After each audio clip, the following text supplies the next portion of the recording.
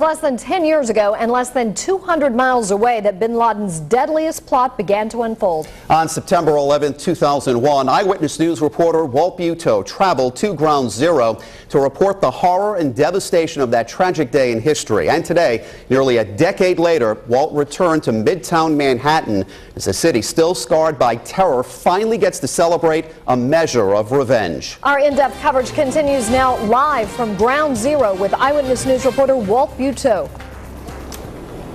Well, 9 years ago when we were here, we were on West Street, just down the street, maybe about a half a mile. And at that point, of course, a much different mood. The day we got here, the day of the attacks, no noise in the street, completely quiet. And of course, there was smoke billowing from this area right here, which now, of course, the new tower is rising. Today we got here, we talked to a Providence College graduate.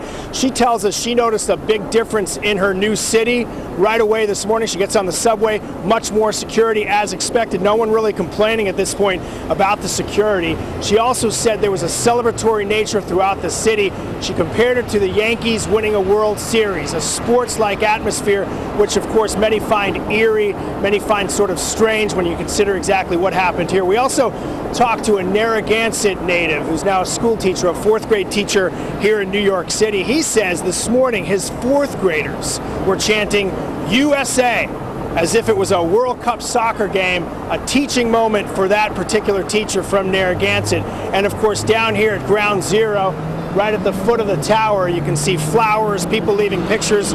More people than for a normal Monday morning, obviously. People coming here who are visiting New York already and sort of revisiting and remembering exactly not only the day the towers fell, but the day Osama bin Laden fell as well. We'll have more tonight at 6. For now, we're live in New York City. Walt Buteau, Eyewitness News.